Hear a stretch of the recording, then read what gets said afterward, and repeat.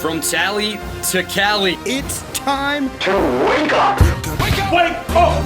Warchant.com is your ultimate Seminole sports source. And this is Wake Up Warchant, presented by Vitamin Energy. The vitamins. The energy. Now here's Warchant.com's Aslan Hujavandi and Corey Clark.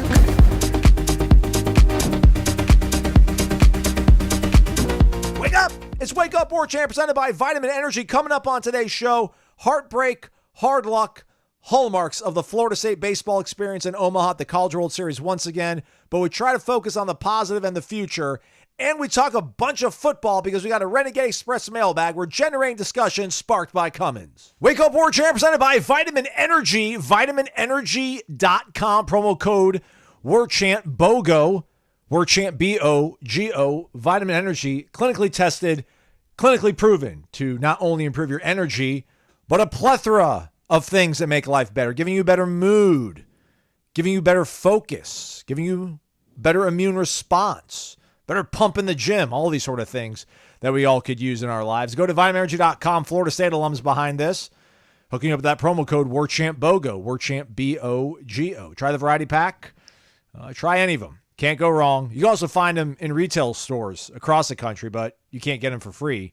You got to go to vitaminenergy.com, use the promo code for that. Warchant.com, the ultimate Seminole sports source. Why don't you leave us a 5-star rating and review, please? Hit the thumbs up if you're on YouTube.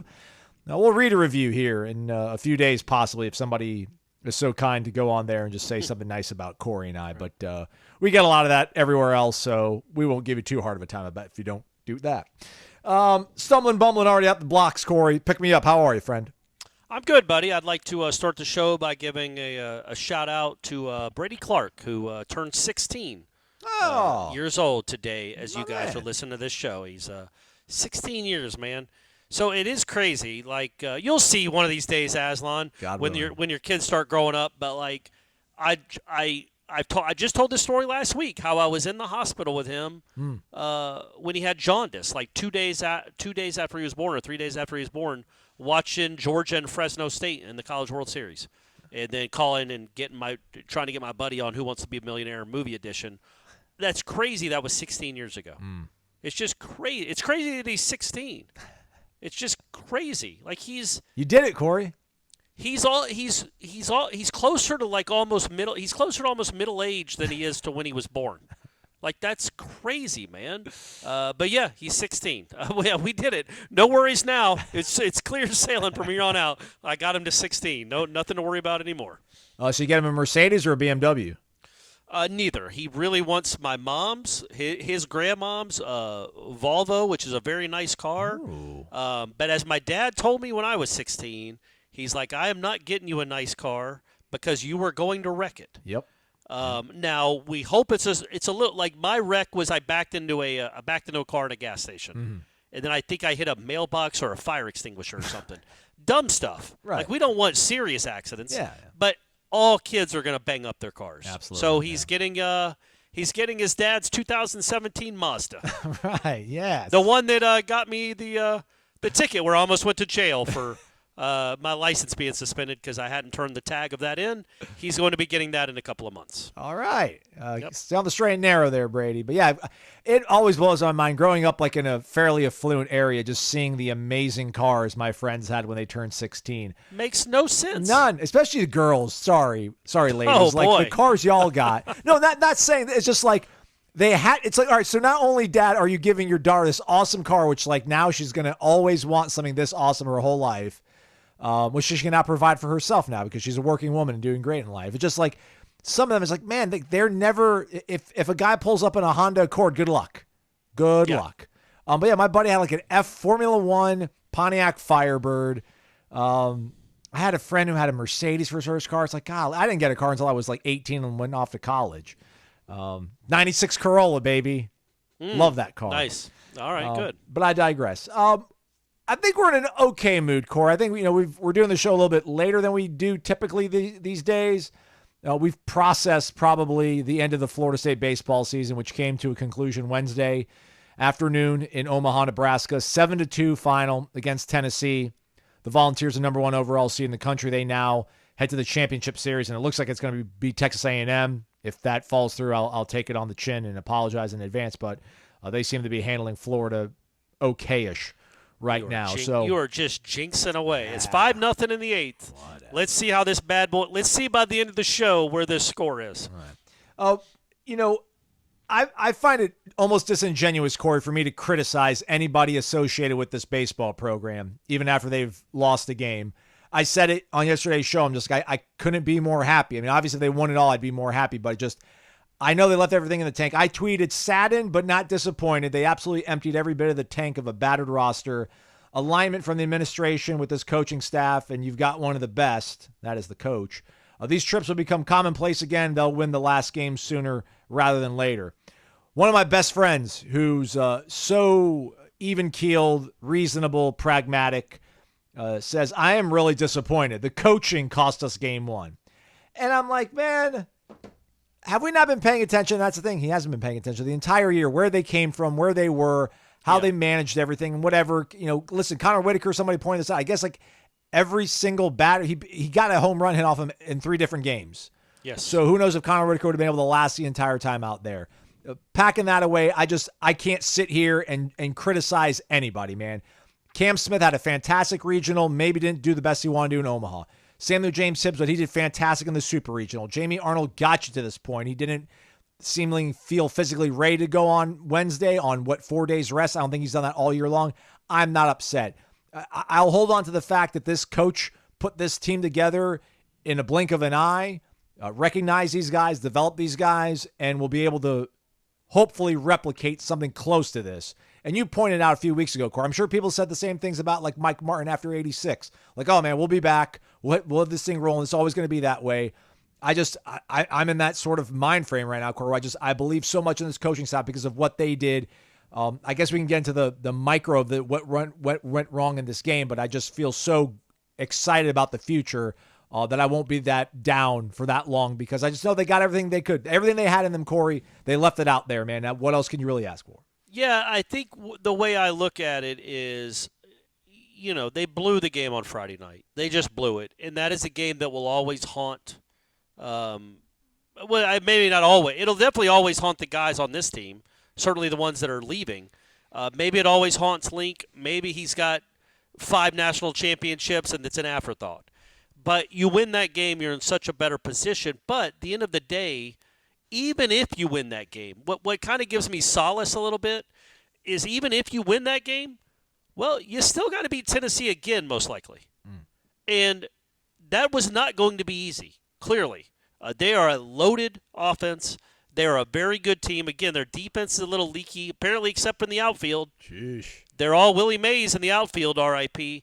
But that is a great baseball team. And there was nothing guaranteed that you could beat them again. So it's not like you cost yourself a national championship with that loss. It made it a really hard. It made it a really hard. It made it almost impossible to do what you were wanting to do. And what I will lament too, man, is it's one thing if you just lose because they're the better team. And I thought even Friday night, because you blew a 3-run lead in the 9th, as we talked about, they kind of went and earned it.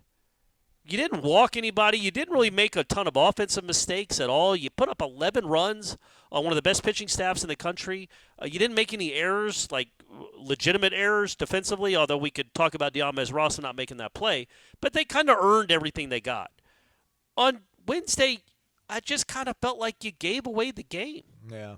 And it's not just, Abraham not having a good start, which he didn't, and that was not a surprise because I think he's got some good stuff, but he's never seemed comfortable this year. And most freshmen aren't, but he's never really seemed all that comfortable. He was thrust into a really hard position, but walking the leadoff hitter, although the leadoff hitter is Barry Bonds with this team, you still walk the leadoff hitter, and it just went downhill from there. But why isn't Cantu off the base on that ground ball? That should have been a 3-6-3 double play, and maybe you are breathing a little bit. Yeah.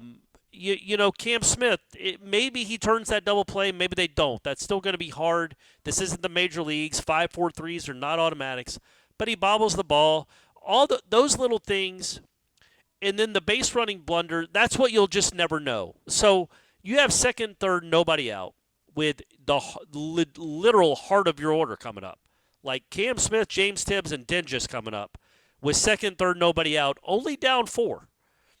Cam Smith should have an RBI. That should be 1 out with a runner on third. It should be the same thing as a sac fly, a deep sac fly. You want Cam Smith to split a gap because he's a first-round pick. He didn't play well in Omaha.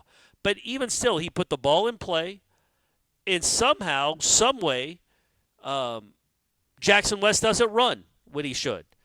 And then he runs too late. But he has to run at that point because Max Williams gets the right read. And it's like, well, we're going on this. It's a high chopper over the pitcher's head. So instead, Jackson West gets thrown out at home. A horrible base running blunder. So it should be 4-1 runner at third with James Tibbs coming out with 1 out. In any ball that's hit anywhere close to hard, it's 4-2. It's a different game. The game just feels differently. But no, not only does Jackson West have a horrible base running mistake, don't forget Drew Farrow getting thrown out by 30 feet at second, by the way, on the error. It's not an automatic turn and go. He's played in that park long enough to know that there is some padding back there, and if it bounces hard enough, well, this isn't automatic here. But he gets thrown out by 30 feet at second base, so whatever. And, of course, Jackson West gets a hit to start the next inning. But there's no guarantee he gets pitched to the same way if there's runners on first and third and 2 outs. So I'm not saying that. But that's a base running mistake. Then Jackson West has a base running error. Then Cam Smith and Max Williams both F up on the ground ball to first. Cam Smith can't run into that tag. He can't run into that tag. It's not a force out. If he makes them tag him, Aslan, Max Williams scores. If he just stops in the middle between first and second and the shortstop catches the ball and has to go run and tag him in the stomach, Max Williams scores. It's 4-1. Okay, at least you got something. You still don't feel great, but you're on the board. Instead, he runs right into the tag as Max Williams is loafing home. If Max Williams is sprinting home, thinking I want to touch home before my teammate gets tagged because I know the rules of baseball, well, then it doesn't even matter that Cam Smith ran into the tag. But he screwed up too. So you had three of the worst base running mistakes they've made all season in the span of 2 pitches. And the point being, you can't beat good teams like that, man. And on top of that, I do think, people probably don't want to hear it, I do think they were incredibly unlucky. They hit the tar out of the ball. Oh, yeah. They hit, Marco Dingus had 3 balls hit over 106 miles an hour, and he was 0 for 3. I mean, they hit the tar out of the ball. Jaime Ferrer had 2 balls hit over 105 miles an hour that were both outs. So Cam Smith in the last inning, when they kind of maybe had a shot to get back in it. Only 6-2, runner at first. Cam Smith hits the hardest hit ball he had all week, knocks the pitcher's glove off right to the second baseman for a double play that essentially ends the inning. So you got bad luck on top of not great plays. Cantu missing a pickoff that gives them a run. I just felt like this one, they didn't earn it as much as they earned it coming back on Friday night. But still, I think Tennessee's clearly the better team. They beat you 2-0. But the beauty of baseball is you don't have to be the most talented team to win. And Florida State, had their chances in both of these games. So you always lament that. But yes, I don't want to touch too much on the bad stuff. I kind of went over all of it. Golly, man. Yeah, you brought me down, champ. The great stuff is where this program is. As somebody, I think Aaron Fitt, the guy, I guess I'm going to bring him up on every show. He called Florida State. He basically said Link Jarrett has Florida State back to being a superpower. I agree. And I agree with that. Yeah. I think that's what you see. I think that's why you can feel good about this team. I think that Link Jarrett is the reason you feel good about this program, because I don't think they're going away anytime soon. No, I mean, that's everything what you said is fair. They, you mentioned it ending yesterday's show just about, I mean, pretty much they had to play perfect, and they played nowhere close to it. Right. That's the problem, right? Yeah. You just wanted to see what it looked like if they played well. Right. If they played a typical Florida State game where the first baseman catches the ball and when they run the bases well. Yeah. And they get good, you get a little lucky. You keep getting unlucky with these hard hit balls. But if you get those 2 runs that you should have had in the third, then let's see how the game goes from there. It gets a little tighter for Tennessee. They never really felt any game pressure, and that's what's such a bummer. Yeah, again, Jamie Arnold wasn't ready to go. We saw what Connor Whittaker looked like when he did come back into this game, so I don't really even know what they could have done. I mean, I guess you force Jamie Arnold. You tell me, I mean, what are you going to do? You have no leverage on that kid. Like, go out there and pitch, or else, like, what? Or else he'll put his name in the portal, and every other program in the country will come begging for him to come to their campus. So, like, all of your only option was John Abraham. But like Brennan Oxford gets to leave with a good taste in his mouth. Sure. I guess that doesn't matter a lot to maybe some people, but like a guy like Joe Charles that's played so much college baseball and talked about how much of a better human being he is now since day one arriving in Tallahassee, and how like Mike Posey, the absolute best coach he's ever had the pleasure of like being coached by. I mean, there's so much good stuff that, some of these guys are going to be able to walk away from, and the guys that do come back are going to be able to build off of. The one thing I do wonder is somebody just kind of asked Link about what the feeling was like, and he kind of tapped into the Jimbo Fisher, like, man, it's hard to win. Enjoy winning. And he talked about how hard it is to get to Omaha, which is what makes it so much – it makes it as equally difficult to walk off the field in Omaha when you come up short. And I'm like, man, I get that sentiment, but I'm more of the Aaron Fitt belief. I'm like, we'll be back, Link. And I don't think you want to maybe talk like that, I guess, Corey. Like, hey – I've got faith. I'm going to keep bringing us back left and right, and we're going to figure this thing out. But he was really introspective in that moment. I'm like, man, I just don't talk like this is something that's only going to happen once every 5-7 years, Link. But I think they're closer to being a superpower, so I'll cling on to that. They're not Tennessee necessarily, right? Like Tennessee's been 3 of the last 4 years, right, to Omaha, and the one they weren't was the year Link beat them. They're always awesome. I think that Florida State, though, has a chance to be hosting regionals for the foreseeable future. Oh, yeah. And if you're hosting regionals, well, buddy, you got yourself a good chance. It's not easy. Like, we'll look back on this season 10 years from now, and I'm guilty of this because I do it all the time with the teams I covered 10, 12, 15 years ago. And you don't even really remember the 2-run regional wins. You don't remember getting all you had to get out of Jamie Arnold or Brennan Oxford doing what he had to do in the regionals against UCF and Stetson. Like, those weren't easy wins. Obviously, the last win against UConn was not an easy win. It's hard. But the theory is you give yourself enough chances. You give yourself enough chances, you're going to get to Omaha. If you're in the Supers every year, you're going to get to Omaha 50-55% of the time. That you just will. And Florida State should be hosting a regional every year. They're not going to win them all.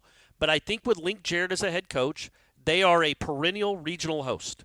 And I don't want to say they're a perennial top 8 team, but they're always going to – I just feel they're going to be in the conversation. I hate to use them as a comparison, but I just feel like if you look at what's happened down south, like 150 miles to the south, east of us, I think that's the trajectory for this program now. Yeah, you hope. You hope. That is a great program that he's got there. They did not have a very good year, obviously. They got to get in the tournament, and of course, because they have so much talent, they get in the tournament and get to Omaha. But we're one of the 4 teams left standing. But I think that's a goal. I think O'Sullivan's been to the College World Series 9 times. Yeah, man. In 17 years, he goes every other year. Right now, Link's on that same trajectory. Yeah. In fact, Link's been there 2 out of 3. The last year at Notre Dame and then the this year. So Link is a very good coach, and this is going to be a very good program for a long time. But I think what will always sting is you really did have a chance on Friday night, man, and you'll just never know. It's not like that was the national championship game. I know I've said that before. This is not Arkansas dropping the pop-up. This is the first game, literally the second game of the entire tournament, but Florida State's first game. But you'll always wonder, okay, you win that game, you get to play, who would they have played? North Carolina? Yeah, I mean, you showed what you could do against North Carolina. So you're the team that gets to be 2-0. And you're the team that Tennessee has to fight through to try to get back to you. And what does that look like? And you do have Jamie Arnold lined up for one of those games. And you are in the driver's seat. Even if that happens, okay, go beat Texas A&M twice. Mm-hmm. Like, it's hard. But you made it almost impossible by blowing the game on Friday night. But what can you do? He pitched his best arms. Literally, Arnold, Whittaker, and Oxford are the 3 best arms, other than Dorsey, the 3 best available arms for an opener. You lost it. They lost it. They gave up the runs. They gave up the hits. Check swing should have been called a strike. It wasn't. Understandably, that doesn't get called a strike a lot in that moment. But the coaching is like, what did he do wrong? What was he supposed to do? Yeah. He doesn't. The point being, the trust I have in Link Jarrett is this bullpen is going to be loaded next year. I just believe that. Yeah. He is going to go out and he's going to Billy Bean Moneyball this thing, because he's not going to be able to bid on the closer from Alabama or the closer from UCLA or somebody.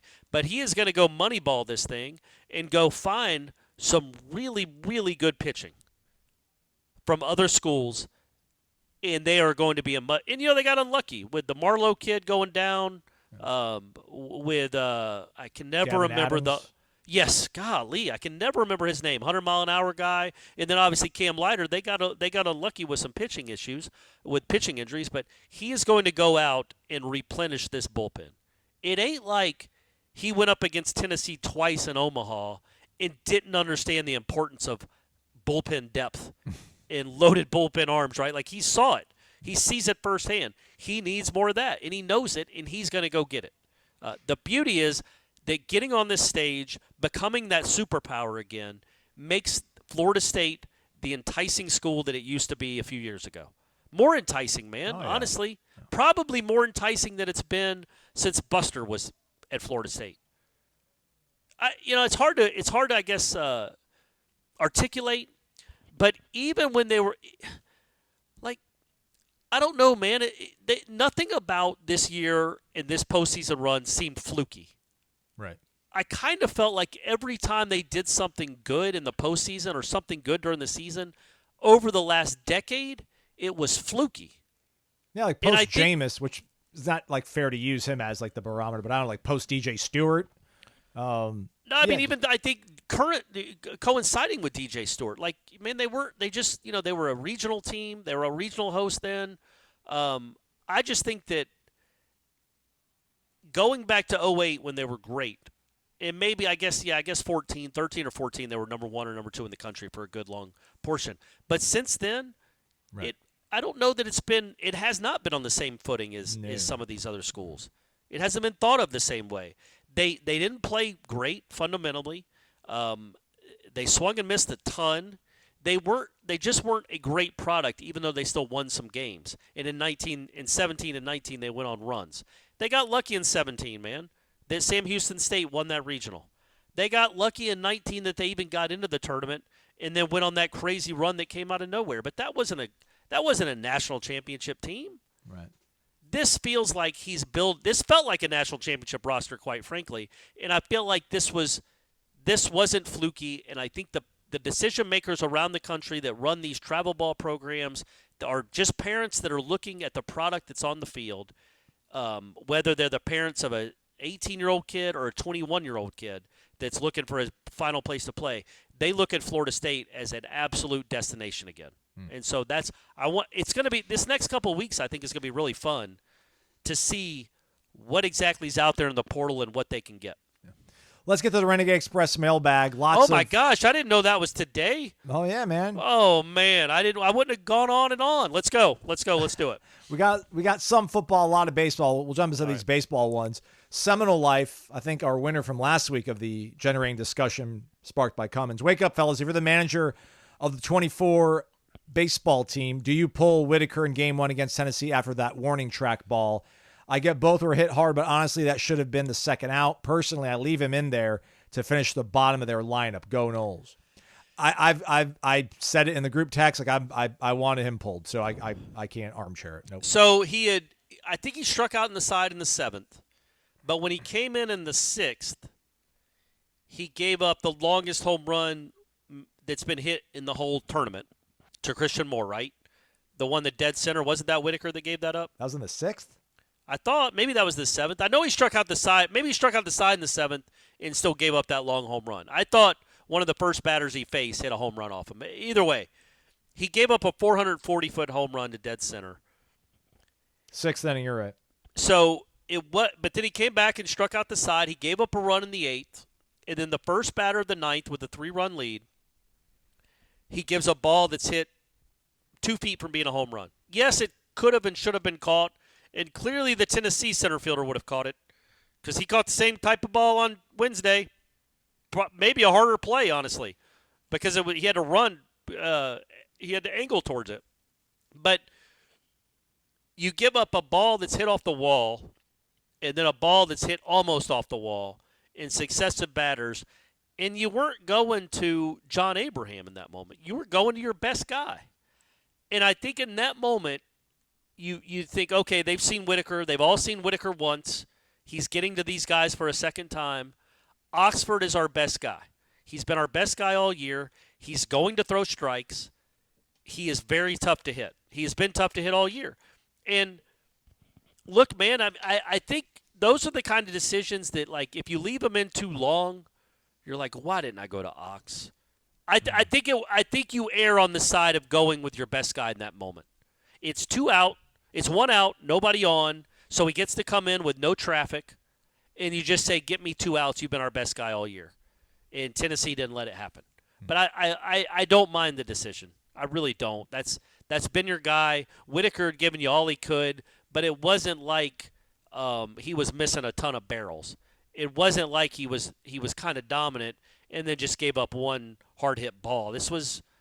It felt like the second time through the lineup, and you didn't want him to pitch to Christian Moore again after what had happened to his last ball that he had thrown to Christian Moore.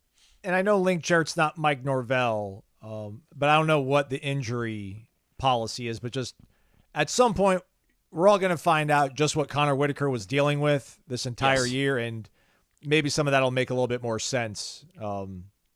That's another thing I'd like to bring up. Like, Whittaker pitched through some stuff that might have, we don't know if it ends up hurting his pro prospects or his pro career, but he fought back not caring about it. Like, he wanted to pitch for this team, not caring what it meant for his future. And I don't know what his major league future, his professional future was going to be. But he's got to have a legitimate, he's got to at least have a chance at it. I would think. He throws 93 with sink. Yeah. Like, he's got some good stuff. He's not a first rounder. No. He's not a surefire major leaguer, but he's got some stuff. But he fought back and pitched through pain and rehabbed to help this team win. And it is cool that he got to pitch on that stage. It is cool that I guess he technically didn't pitch terribly against Tennessee the first time around. But yeah, so I don't want that to be lost that he gave up some home runs. But I think that yes, I think Link was thinking, this is my guy that's been closing it out. This is not something we've been using Whittaker for a lot, and he's given us absolutely all he can. And it turned out, well, it couldn't have gone worse. In hindsight, let Whittaker pitch. Let Cam Leiter pitch. Let Cam Smith pitch. Like, it couldn't have gone worse than it did the ninth inning against Tennessee. Our guy Dalvinism, wake up. Let's say Florida State ends up in the Big Ten. How does that affect the baseball program? Is the much easier schedule a golden ticket to a national seed every year, or will playing a non-elite conference schedule be damaging to the program? Thoughts? It's a good question. I mean, the only thing I can think of is RPI, obviously, right? That's the only thing that's just glaring at your face. Yeah, but you can fix that through midweekers. Midweek, well, just or non-conference. Like, I would think if you're playing in the Big Ten, then you're scheduling Oregon State for a non-conference series. Instead of scheduling Butler, you schedule Oklahoma. You know what I mean? True. Yeah, right. I think that's what you do if you're playing in the Big Ten. And even if you start 3-7, but you've played some good opponents, that's only going to help your RPI as you stack up wins against Indiana and Minnesota and whoever else you play in the Big Ten. I assume those have. Well, I know Indiana has a baseball program. I assume Minnesota does too. But I think that's what you would do. But yeah, it certainly. It will be harder. The path there is harder because you just don't have the pathway to get a lot of good RPI wins after the middle of March. So that's the issue there if you're in the Big Ten. We'll go to our guy, Gator Kirk. Wake up. When do baseball recruits sign for next year, given that 2 through 6 may be gone? Who is going to replace them offensively and maybe to a lesser extent defensively? Go Noles. Yeah, well, the recruits have already signed that'll be on this team, the freshmen anyway, and the JUCO kids. But the portal is open. So That I don't know when it closes, but it is wide open right now. I know LSU got a commit on Wednesday from, I don't remember, somebody that was good, as you can imagine, somebody that had big numbers somewhere. And then Purdue had a kid. Yes. Did we talk about that kid? Did they play Purdue this year? No. I thought they played him like in that South Carolina tournament. No, they played like Michigan State, maybe Illinois. Oh, okay. I forgot the other. I don't know why I knew about this Purdue kid, but I did. I don't know why. He's got really good stats. It's crazy how good those stats are. Yeah. So he's in the portal. He's a catcher / first baseman, and you might need both. That maybe they make a run at him. So, but yeah, so. If you're replacing 2 through 6, and I do think at least now, I could be wrong. This is nothing guaranteed. I think Marco Dingus is staying. So I think you have him to go along with Max Williams. But yeah, you have to assume that Cam Smith obviously is gone. James Tibbs is gone. Ferrer is probably gone. Cantu is gone. So I just named 4 of your top 6 bats are gone, and you got to go replace them. So those will be almost certainly with portal kids, with the exception of Cal Fisher, who is on the roster now, who played a good bit this season, who we think will be in the lineup somewhere, whether it's second or third. He is going to be in the lineup in some capacity next year. But all those other guys probably going to be portal guys. And maybe Diamez Ross. Maybe Ross is back in the lineup next year. Yeah, I mean Alex Lodies, he showed some pop in Omaha. No, I wasn't including him. I was including just 2 through 6. Oh, right. Like Lodies and Farrell are back. Jackson West is back. So those guys. Lodies, by the way, man, kudos to that kid. He came on. He had there were times where I was like, he swung and missed too much. It wasn't all that fun to watch his at-bats. But he hit 2 home runs in Omaha. He made every play he was supposed to make. He was solid defensively. That's a nice bat to have in your lineup. He's not a superstar. But I like that bat in the 6 or 7 hole next year to go along with what is the most important from a shortstop, really solid defense. That's a good guy to have in the lineup. Tennis ump. I think this was kind of a little bit timely had they won the game. But when the baseball team goes on and wins the College World Series, how would that rank among the pantheon of great FSU wins? Would it compare with the Miracle on Ice? Yeah, if they would have gone 0-1 and then come back and beat Tennessee twice and then like lost the opener against A&M and then beat them twice, maybe we could have got Al Michaels on the program to talk a little bit about it. But I don't know. So I don't know where I'm at now, Corey. Maybe I wonder if I want them just to run roughshod and just go 3-0 in the regional, 2-0 in the super, and then win like 5-0 in Omaha, or if I want to be put through the meat grinder, Corey. Like, I think I'm going to want to sweat it out and curse and almost want to cry.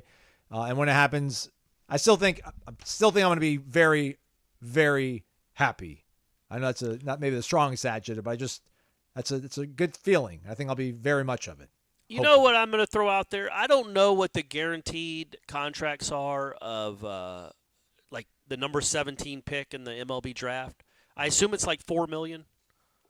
And then Tibbs, so those 2 guys, Cam Smith and Tibbs, are probably in the neighborhood of $4 to $5 million, I think. $3 to $5 million, somewhere in there. Ferrer is not a first-round pick, but man, can that kid hit. Oh, yeah. I think he's a top 5-round pick. That's probably $500,000. And then who else are you looking at? Those 3 in particular. Yeah. What's Bill Smith? Come on, man. Like those, especially Cam Smith, he's only a sophomore. He's not losing any leverage at all. Yeah. But let's get the band back together. Oh, man. Imagine the hype around this team if the entire lineup came back, minus Cantu. You'll probably be able to get a first baseman that wants. Remember when we were talking? I think we talked about it. Like Tommy White didn't want to come to Florida State necessarily because who was going to hit around him. And so even though he's a Florida kid, he went to LSU because he had Dylan Cruz around him, and he had other guys that were going to – and he won a World Series, so good for him. But imagine trying to go get a first baseman in this market if Tibbs, Smith, Dingus, and Ferrer are all there in the lineup with you. Come on, man. So make it all happen. Those guys can all go be major leaguers in a couple years. You're not really delaying their growth at all. They're not delaying their earning potential. But I was just thinking about that as watching that because it was 3.5. Tennessee got on the board so quickly, and it looked so gross right away that you immediately start thinking about next year.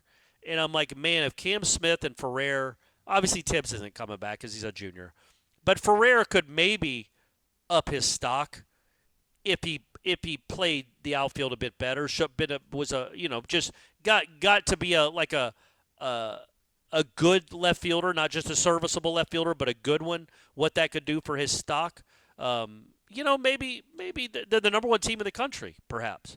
It'd be cool. It'd be cool to cover a team like that. But I mean, I know they're all going. It's college baseball. But you allow yourself to dream a little bit, and it would be cool if they turn into that.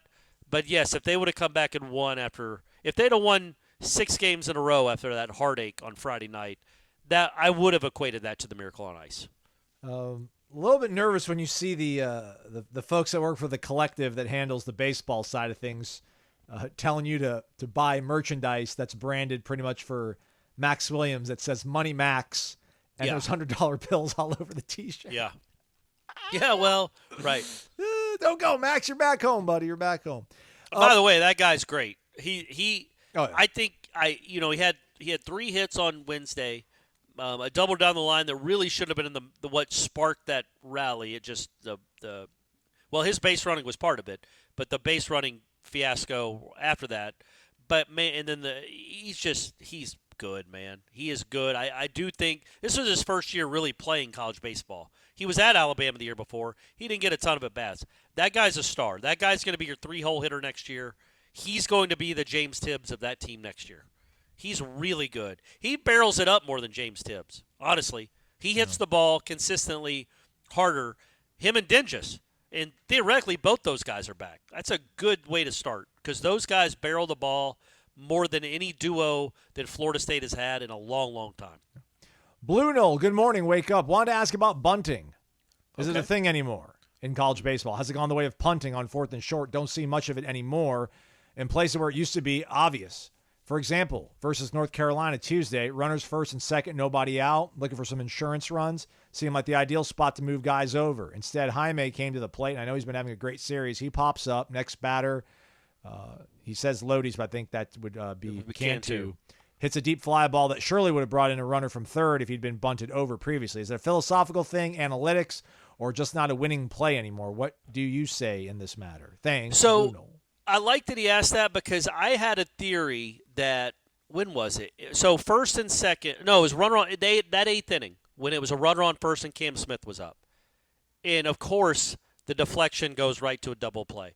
Let's say that ball does not hit the pitcher's glove and goes into center field. It's first and second, nobody out with Tibbs up, down by 4.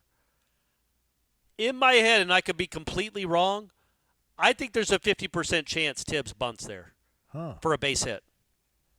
Oh, you know what I mean? Shift or something? Yes, correct. Okay. Because it ain't like he can hit a grand slam with 2 guys on base.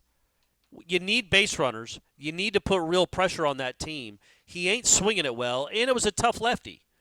To me, and you got Dingus and Ferrer right behind you. To me, that is a time that you try to bunt. And I will say this about Florida State. They don't bunt a lot, but they bunt more than most teams you watch. Yes. And Lodi's seemed pretty good at it this year. Cantu had some sack bunts this year. But in that instance you're talking about, no, you don't have Jaime bunt in that spot. I don't remember the exact situation, but essentially, let's say it's a righty on the mound. If he does his job and bunts him to second and third, well, Cantu's not gonna. They're gonna walk him. So that sack fly is that fly ball you're talking about is irrelevant because I don't think they pitch to him. They try to set up the double play. So you have the bases loaded with 1 out with Lodis up, or you have first and second nobody out with your best hitter up. So do you take your best hitter's swing away? Do you take the bat out of his hands to get the bases loaded for your 7th best hitter? Those are the things that you have to ask yourself. And I'm not saying it's right or wrong because I agree with you. I'm all about bunting for insurance runs more than I'm about bunting to tie the game. Right. I'm all about adding on any way you can, putting pressure on the D. But Jaime Ferrer, I don't think has ever been asked to bunt. And in the College World Series, when he's already hit 3 home runs and driven in 9, I don't necessarily think that's the time to do it. But I understand the question. But, yes, by and large, bunting, especially at the major league level, is non-existent. But even at the college level, it's disappeared to a large degree. But Florida State did – usually it's first and second, nobody out is when Link will bunt. Yeah. Get those runners to second, third, put the pressure on the defense. And, hard contact gets you a run or two. So, yeah, I agree with you. I'd like to see a little more bunting, but I just don't think it's what the analytics say to do most of the time. Last couple when it comes to baseball. Walking Nolo 1, gentlemen, Tuesday, one earbud was listening to the court session, had my phone on my desk watching baseball without volume. I had to keep reminding myself that as fun as baseball was, the court proceedings were more important. Florida State Law School needs to give a class credit to the people who tuned into the court proceedings. I feel like I learned a ton from it. Question. When will they announce National Coach of the Year in baseball? Surely Link has that award locked up, right? P.S. R.I.P. Harambe. Thanks for all you do. Go Noles. There you go. Long live Harambe. I don't know how that worked. He didn't win ACC Coach of the Year, did he? I don't know. Have they announced that one? Yeah, they announced the ACC. Forbes? They gave I don't think they even gave it to Forbes. Maybe they did because he won. And I'm all about that. Typically, or North Carolina won the league during the regular season. But Tibbs was the ACC Player of the Year, so yeah, they announced all the awards. Link didn't win ACC Coach of the Year, so he's probably not going to win National Forbes Coach did. of the Year. Yeah, Forbes won it. Yeah. But yeah, if you're looking, I think what hurts him honestly is the name, right? Like it's not like he took, Boston College from a 23-win team to the Omaha. Right. He took Florida State.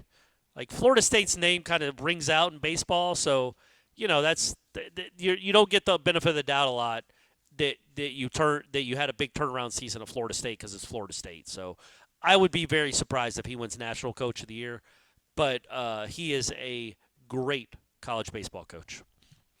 And then our guy Dave, Bartown, Kentucky. Florida did lose, by the way, 6-0.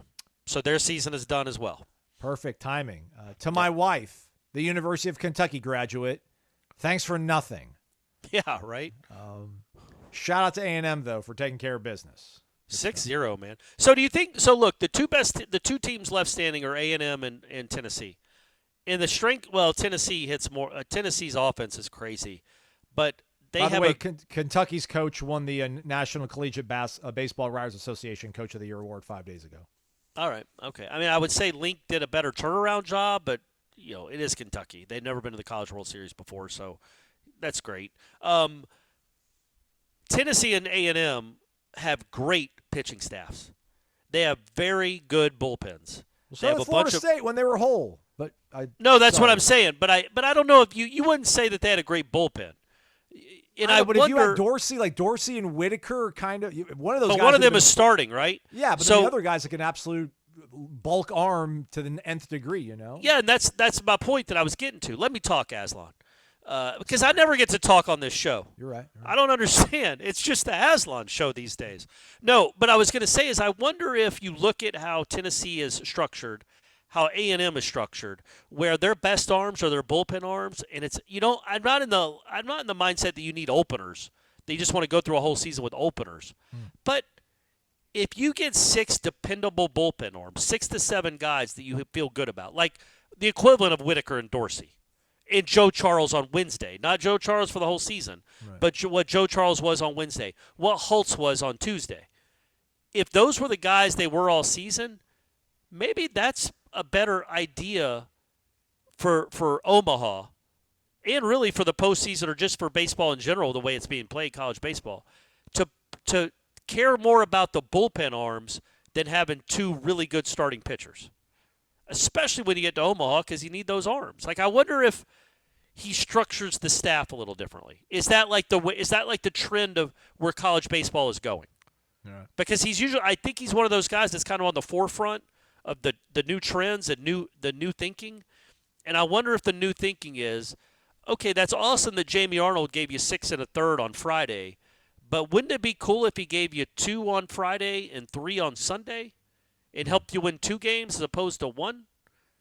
You know what I mean? I wonder if that's something that he might be thinking about as he structures this roster moving forward. Is this the new wave of college baseball, is to have most of your arms be the bullpen guys, your dependable arms? He was asked about the difference between this Tennessee team and the team that he beat in 22 in the Super Regional. And he did say it felt like they had like really strong frontline guys in 2022, and then they kind of pieced it together on the back end to figure it out. But obviously that's not the case anymore. Just like they have so many options that can keep going to the bullpen and throwing at you. Yeah. And he almost kind of said it like in an envious, little bit of a tone. Okay. So maybe there is some thinking in that regard, Corey, of him kind of reassessing what the right mixture of it is. But think about that Tennessee team. One of those guys that they used to like piece it together at the end was Chase Burns. I mean, good grief. Anyway, go ahead. Real quick before we talk about the awesomeness that is the Corner Pocket Bar and Grill, let me give you a minute. You want to talk about, you figured it out, your new College World Series format? Yeah. So, and I say this because it used to be the Major League Baseball draft would happen like during the Super Regionals, right, or the Regionals. Like that's when the draft would be. I remember for years. Supers. It was during Supers. Was it Supers? Yeah. I just remember covering, but it would be before Supers. It'd be like the Wednesday before. So I'd be covering a practice, and then you'd hear me curse from the locker room because he had just one of his signees had just been drafted too high, and he knew he wasn't coming to college. But you'd hear that a lot. Like these guys were getting drafted. I remember Eli Villanueva, I'm almost positive, got drafted while he was pitching in a super regional game back in one of Buster's years, 08, I think. So, but that's not the case anymore. The Major League Baseball draft is not in early June. It's in like middle or late July. They pushed it back to coincide with the All-Star break for Major League Baseball. So with that said, there's no real rush to get through the end of the college baseball season. There's nothing else to watch. Who cares? So my thought was, and I guess Ira had it first, but who knows? But I do think they should go, and I say this obviously as somebody that would like Florida State to win this stupid tournament, and it never does. But it should have been Tennessee versus Florida State, best 2 out of 3, to start in Omaha. Not you lose and you go play another team. It's Tennessee versus Florida State, best 2 out of 3. Whoever wins that plays whoever wins the NC North Carolina-Virginia series. And you just but the only way you can do that is like they did on Wednesday because of the rain. You have 3 games a day. Have 3 games a day, so there's going to be 4 series going on simultaneously in the College World Series. 1 versus 8, 2 versus 7, 3, 6, 4, 5. And one of the series gets a day off per day. But like the first day is 1 versus 8, 2 versus 7, and 3, 6, and 4, 5 doesn't play that day. But either way, you play. That's what baseball is supposed to be. It's the best 2 out of 3. It's a series. Like I said and lamented yesterday's show, Tennessee is now going to wait till Saturday to play Texas A&M. They will play. I guess A&M's the same boat. Yep. The 2 teams are going to play on Saturday. They played 3 games in 8 days. It's just not what baseball is. They both played 3 games in a week. This is a daily game. So it's the only sport where, like football, it's this you play 1 team a week, and that's how the schedule works. Basketball, you play a team, you beat them, you play another team. That's how the sport works. In baseball, you play series. You play series. You had to play a super regional. You had to play a team and beat them 2 out of 3 times. And then all of a sudden it switches to this goofy format that isn't anything like the regular season. And it would be cool, like they do in the major leagues, to keep it like it is during the regular season where it's a series. And it would just be, I think that would be, who's going to be complaining because there's more baseball games? It would probably be, 5, 6, 8 more baseball games. And it would be 3 games a day. I don't think anybody would be complaining about that. But I just think that's more in line with the nature of the sport itself. Baseball is not supposed to be a game you play once every 3 days, which is what Tennessee and A&M have done since they've been out in Omaha. And credit to them, they're taking advantage of the way it works. They're winning their games, but it would be a lot cooler if Tennessee and Florida State played it best 2 out of 3. And look, Florida State would have been swept. And they're done. We're going to reseed it, though, right? We're going to reseed when we get to Omaha, so they would not have played Tennessee. So they would have played who? Virginia, maybe? Sounds like sure. Yeah, probably because Virginia was the lowest seeded team that's out there. Yeah, I think that's fair. I would reseed too. So then, the reason you'd reseed is because you wouldn't want the number 2 team. Like, let's say the number 3 team gets to play, I don't know, man, some 3 seed that Evansville. Brook. Yeah, like Stony Brook 10 years ago against LSU when they went there and beat LSU. Like, you got to go play Stony Brook. Meanwhile, the 1 seed has to play Florida State, but the 3 seed, who had a much worse season, or at least a worse season, is at the 1 seed, gets to play Stony Brook. No. The 1 seed gets to play Stony Brook. Everybody else figure out who you're playing. So, yeah, I think you reseed it. And I just think the sport itself needs to be – it would be cool if they made it these series, like real series. Because, again, I will always go back to Florida State in a must-win game to try to get to a national championship series started John Abraham, a kid that hadn't pitched since June 2nd. In the day before, they started Andrew Armstrong, who couldn't get Brady's 15U team out for a long stretch there for a while and was awesome in Omaha. Pitched his tail off and pitched through pain. I was also thinking, like, maybe it would have behooved him to throw a little slower this year. No, and I'm being honest, like, him throwing 86 instead of 91, those guys aren't used to hitting 86. All these guys are dialed up to hit mid-90s. So 86 gets them a little off balance, and I think that actually worked in his favor, being a few ticks down on the radar gun. But, like, with your season on the line, and it wasn't, and I guess my biggest issue, it's not like Florida State played bad out there. They lost a 1-run game to the number 1 seed, then won 2 games. And yet they're still in the position where they have to start a true freshman who hasn't started all year because of the format of the event. That doesn't seem to be in tune with figuring out who the best team in the country really is. It's who's, got the best injury luck or pitching luck or luck in general or third base umpires, whatever. Anyway, I remember just my thought. It's too long. I remember covering the 13 College World Series, Mississippi State, and one of their guys got drafted on the plane ride out to Omaha. And I always remember Dansby Swanson got drafted as he was doing a post-game interview in the 2015 draft, which was June 8th. And on June 8th, they beat Illinois in the second game of their super regional to make it to Omaha. So they dogpiled him. They put a headset on. And as they're interviewing him, they're like, also, by the way, you just got – I think they had on the scoreboard behind him the MLB draft. And ESPN was interviewing him, like, oh, you want to turn around and see if you're going to get drafted number 1? And, like, he did, and then they asked him about that, too. So that's when it used to be held. That's weird, right? Yeah, a little bit, but they got it figured out, so maybe they'll listen to this show. Well, that's why I really do. I would love them. Nobody's going to complain about too many games in Omaha. Right. Or instead of being a week and a half, I mean, Ira might, but instead of being a week and a half, it's 2.5 weeks or whatever it has to be. I just think that's better for the sport, and I think that's a better way to determine a real champion. That said, Tennessee's the best team in the country, and they deserve to be where they are. I'm not taking anything away from that. I don't think it plays out any differently if that is a best 2 out of 3 series. Florida State still has to win that game when they're up 11-8 in the ninth. I just think moving forward, it's better for the sport. Somebody sent me this email, and sometimes I feel like people just hop on the Noles fan, and then they look at stats, and then they come back and they try to correct us. But this person says, Aslan, the 1970 FSU baseball team was the best. They won the first 2 games. They finished 4-2. They beat Arizona, Ohio, Dartmouth, and Texas 11-2. They lost to Southern Cal in the first of their 5 straight national championships. Southern Cal had actually come back from losing their first game. We lost 2-1 in 15 innings on an infield error.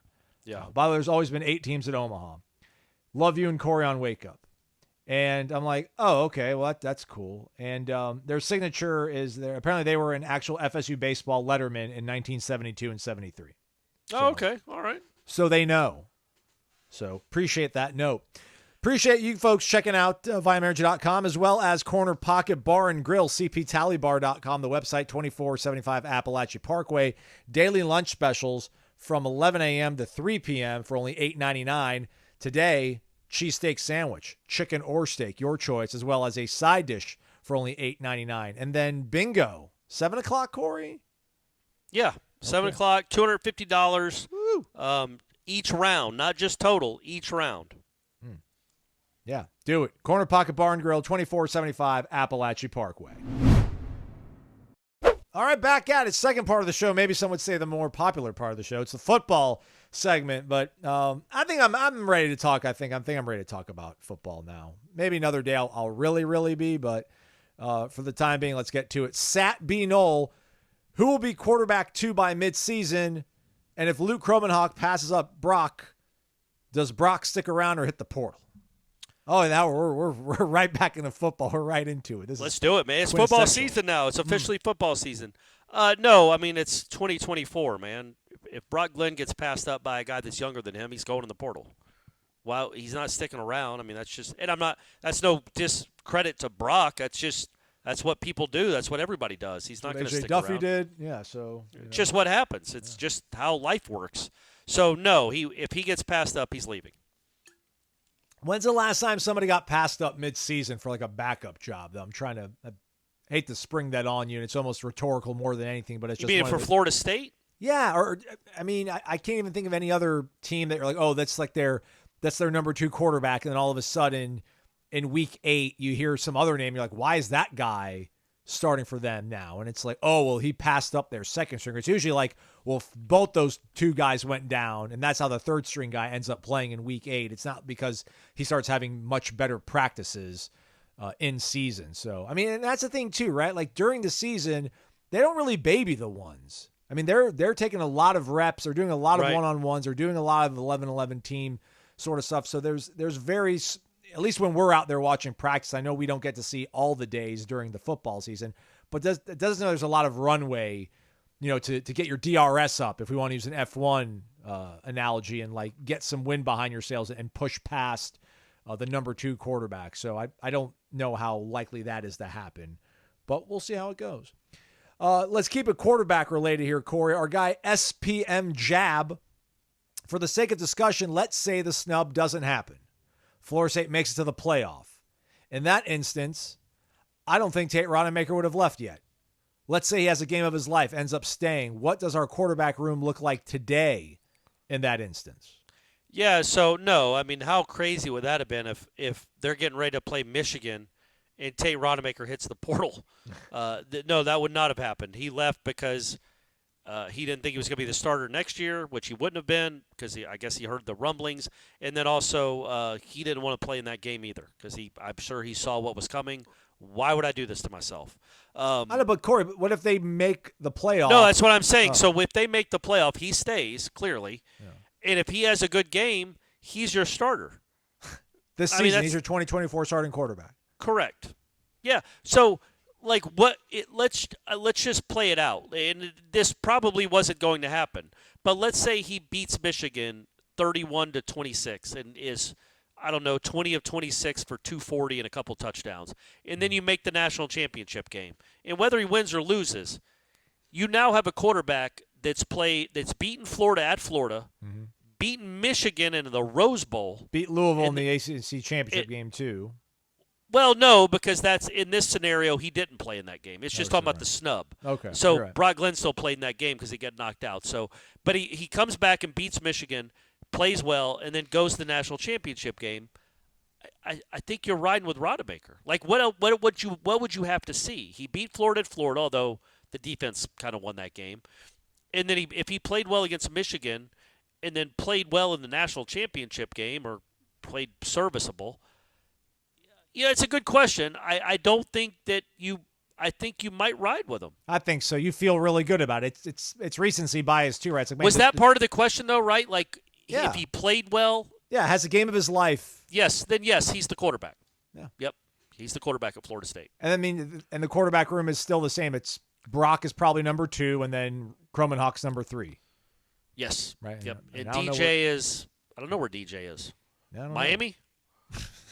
Who knows? I really don't know. I don't know where he'd be. Back at Clemson? Let's go to Island Chief. Says, wake up. Last week I said I was just going to enjoy the Noles games in Omaha and not put myself through what I've done every year since my first year following the program along. 1980, 11's first year. Well, the first couple of innings in Game 1 disavowed me of that notion, so I switched to listening to the game as called by Eric Llewellyn. No watching.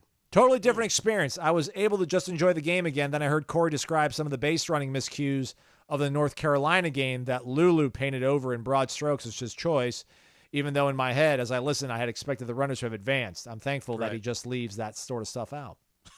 Right. Well, and that was a game they won. Yeah. That was before the base running of Wednesday. Yeah.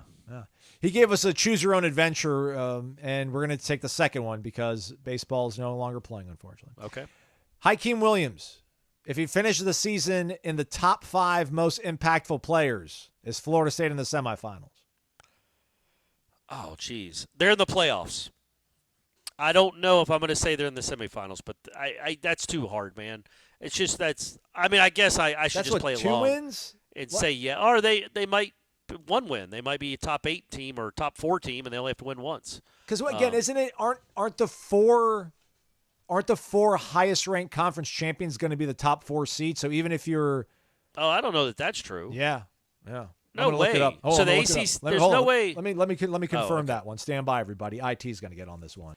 All right. Through the miracle of editing, we have confirmed that is the case. The 4 highest ranked conference champions will be seeded 1 through 4. Well, I don't even understand. Well, there's only 4 conferences. Well, say that to the Sun Belt, buddy. That's what I'm saying. So you win the ACC, you get a bye. Is that what you're telling me? Because you can't have 2 teams from the SEC. Well, because it's not Power 4 conference. It's the highest ranked conference champions. But yes, who would that be? There's not Tulane's not going to be ranked ahead of Clemson. Well, maybe if Clemson's got 2 losses and Tulane's undefeated, like a 2017 UCF kind of thing, where. Oh, but odds are, I guess, that Florida's. But even still, so you would have to win 1 game. If you win the ACC, you'd have to win 1 game to get to the national semifinals. That really changes everything, Corey. It does. When so I still think that I'm not willing to say that guarantees they're going to win a playoff game or 2. I think Hakeem Williams being a top 5 most impactful player on this team guarantees, in my opinion, they're in the playoffs. That's the ceiling I think that kid has.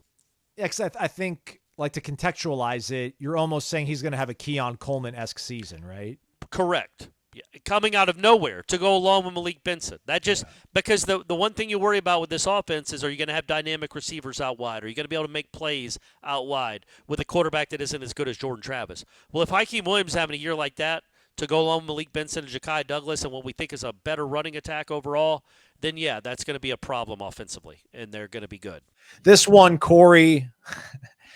You like talking about aesthetics, right? Corey, you're a big aesthetics guy these days. Symmetry, muscle tone, things of that nature, right? Absolutely. Why do you ask? Let's do it, man. Let's fire up the generator. And let's fire up the cameras. And let's generate discussion. Generate discussion sparked by Cummins. Cummins Lifestyle, everybody. What you waiting for? Go visit the Instagram. Follow them. Florida State alums behind the entire Cummins company, pretty much. Not exactly, but we're going to try to get some stock options maybe next year, Corey, when we re-up with them. Nice. We'll follow them on Instagram. Best question every week gets featured on this segment, and they get entered into a grand prize drawing to win a free portable generator or portable power station. Got to be a member, warchant.com. Ask the right question. We pick it. We showcase it. Then you get entered into the drawing. Our guy, Corey, is named Supyo. Name's Josh. Okay. If you could have one FSU player's body, who would you choose? What if it was just one body part? Come on, man. What are we doing, Josh? Be aware you will still need to keep it, or you will end up inadvertently choosing Kelvin Benjamin. Okay. So one body part? Yeah. Or the whole physique. I mean, what about like somebody's like left arm? And we're do you want Jamie Arnold, like Jamie Arnold's left arm? I guess he didn't say which sport, did he? No, he did not. Huh. Hence, this will be generating a lot of discussion. Okay. Hope. Well, do you have an answer? This has been sprung on me. This is sprung on me. So I know. I cheated. So if it had to be physique, I'm just going to go pure aesthetics. Like, I'm not going to think about Jamie Arnold's left arm or DJ Uiagalelei's right arm. I'm going to go with Ernie Sims, I think. Oh, man, you're not going to do a current player? No, that'd be creepy. I don't want to be, the 41-year-old dude wants my body. I feel like it's creepy either way, but yeah, I got you. I feel you. All right, so Ernie Sims, okay. I mean, I'd be my height, yeah, but like literally with 50 pounds of muscle mass on me, and I'd be able to run like the wind. Yeah. And I'd have a jaw like an Adonis, so I'm pretty cool with that. I guess I would want to be Boris Bojanovsky. Okay. Remember him? 7'3"? Yeah. Can't walk anywhere without people gawking. I was Kumaji. I would say, honestly, it's hard to Greg Jones, Ron Simmons, those dudes are like guys I remember seeing without their shirts on back in the day, and that was ridiculous. Ron Simmons especially, because if y'all go look up Ron Simmons, like Bobby Bowden interviews him during the Bobby Bowden show when he's like a freshman, or this is like 1977. And Ron Simmons looks like he's been in a Gold's Gym for 20 years. And they didn't have Gold's Gyms back then, Aslan. Like, how did he do it? Like, where did it come from? He looks like what current today bodybuilders want their bodies to look like. And he did it just from push-ups and I assume lifting cinder blocks. In Warner Robins in the mid-1970s, and he looked like that. So those are my two main ones. But I'll be honest with you, man. Any current defensive back on the team. Okay. That's all I'm looking for. 6 foot, 6'1", 185, an 8-pack, because somehow I think all Josh Storms does is have them do, 8-minute abs. That's what they do. That's their whole workout, is just working on their abs. But these guys without their shirts on, it's just an ab show. It doesn't make sense. So any of the DBs, any of them, name one, I'll say yeah. Yeah. If this segment's making you uncomfortable, you make me uncomfortable. Hey, we're secure over here. Yeah, we're secure over here. If I had to pick a current player, man, like maybe Darion Williamson. Okay. He's like 6'3" and he's chiseled kind of. So if I had to pick one, here's the real answer though. The second, if you could pick one body part. Yeah. The answer is Myron Rolle and his brain. Yeah. Yeah, that's making a lot more money in the long term than if he had been a really good NFL football player. His brain is out of control. Did we lose you? I'm here. That was a walk-off, I thought. Oh, okay. My fault. Yeah, that is a does that count organs? I guess they do. Yeah, Myron Rolle's brain is a body part that you would absolutely choose, but I'll be honest with you, I'd take any part of Myron Rolle. He's working with a lot. I'll take anything there. He was blessed with imagine being the number one football player in the country coming out of high school. And whether you can say he lived up to that hype or not, it doesn't matter. He started at Florida State at safety for 2 years under Mickey Andrews. And now he's a neurosurgeon. Yeah. Come on, man. That's not you hit the lottery. He worked hard, clearly. But those genetics, you're hitting the lottery, man. That's remarkable stuff. That's a good one, Aslan. Lawrence Timmons was a freak. Yeah. I mean, it's Florida State. There's a million of them. Now, Greg Jones that's a good one too. I might pop up his shirtless photo like right there. Yeah. Maybe over there. Dan Kendra. Not a bad one either. Yeah. Not a bad one either. My guy Chris Ricks too, man. But now we're getting creepy. Anyhow. All right, we did it. We generated discussion, everybody. Now do your turn. Go to Cummins Lifestyle over on Instagram. It's all one word. Give them a follow. We certainly would appreciate it. They're making us crank out good content, we hope, for you folks on a weekly basis. And you win free gear. Go check them out. Cummins Lifestyle on Instagram. All right, winding things down here on Wake Up Warchant. We go to Old Dads and Noel. If I may ask 2 questions, because I'll be in Vegas and Atlantic City next week. Crimea River, right? I watch plays, not players, for the most part, so don't come at me. But what's the deal with Kyle Morlock? I remember him being on the field, but I don't remember him doing anything special, but he sure gets mentioned a lot. Second, I know this isn't Wake Up Bulldogs, but it does affect the Nole Nation. What is Kirby doing that apparently no one else is regarding developing players? I realize when you pay the best to load your roster, it's easier, but there have been a ton of 4- and 5-star busts over the years, but they seem to be getting it even with constant coaching turnover in development. Aslan, you can only pick one if you'd like to. No worries. We'll do both. The Morlock thing, it's a cool story, I guess, right? Like D2, 6'7".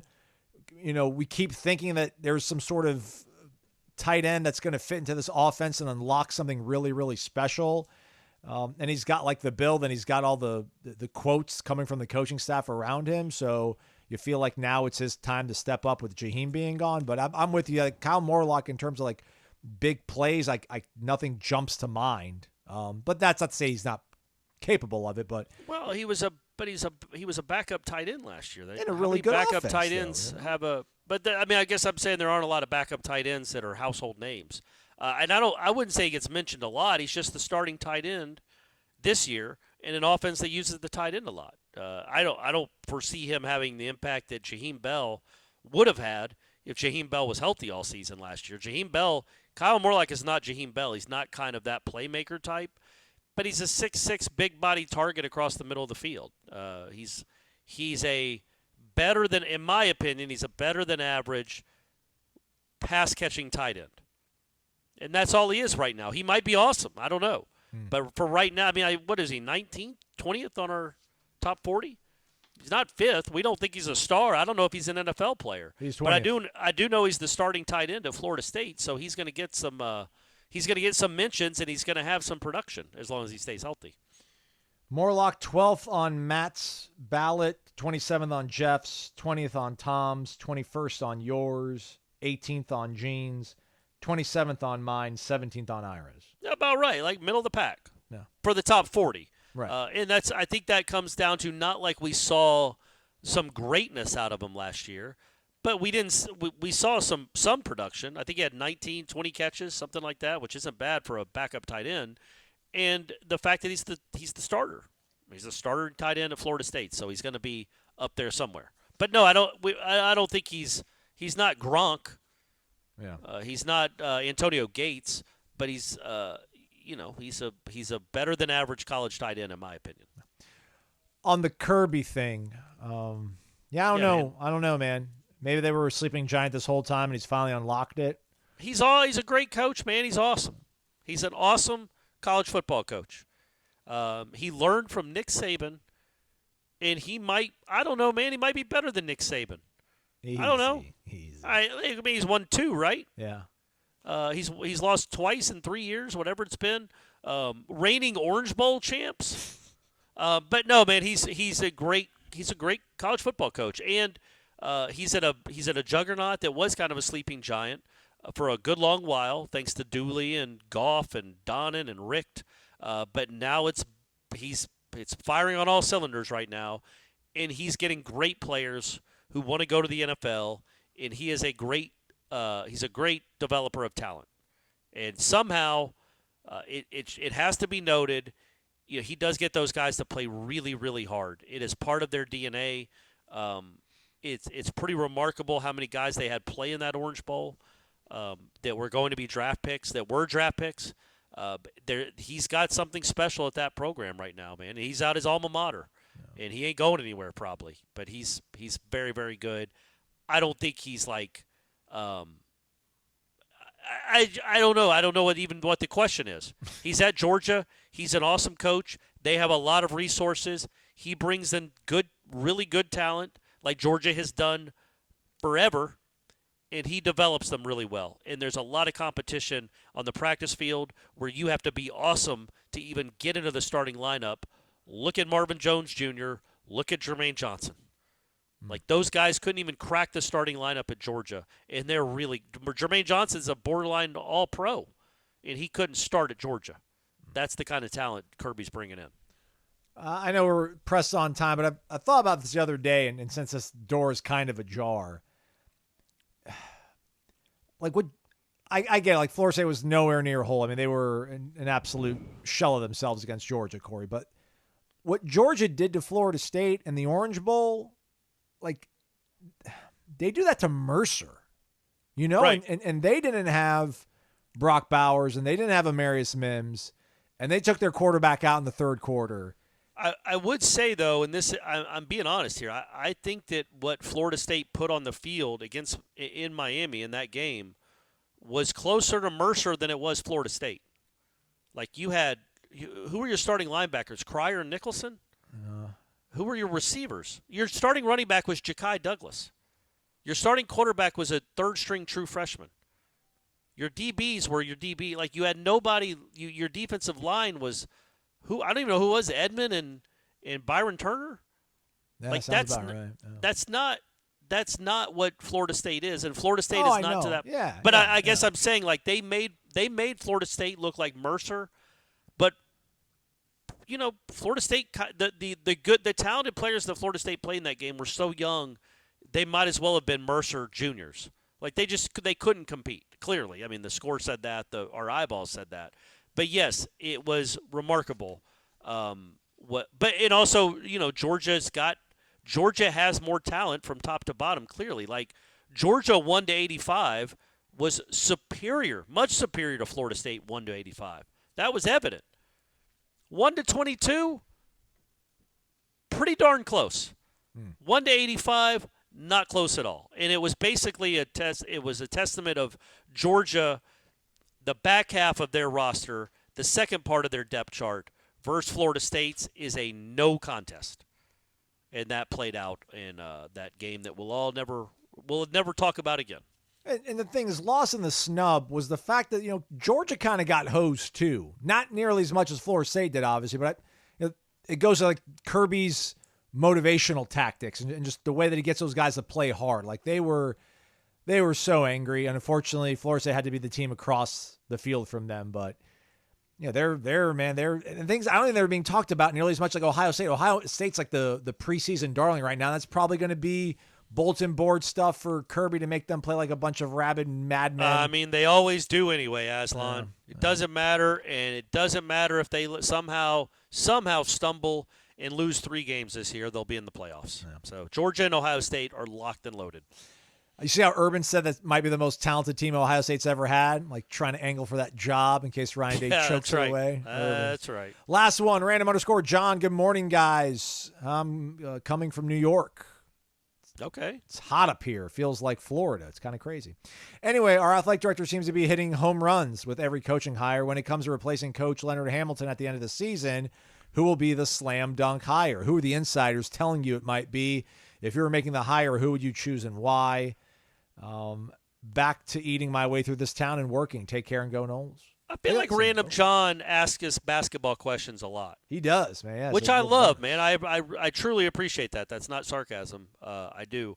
Aslan, you got any ideas? I mean, probably Luke not Loucks. Sam Cassell. I don't know. Sam Cassell is going to walk away after his 4th NBA ring. He'd be like, all right, next mountain to climb. Well, so I wonder.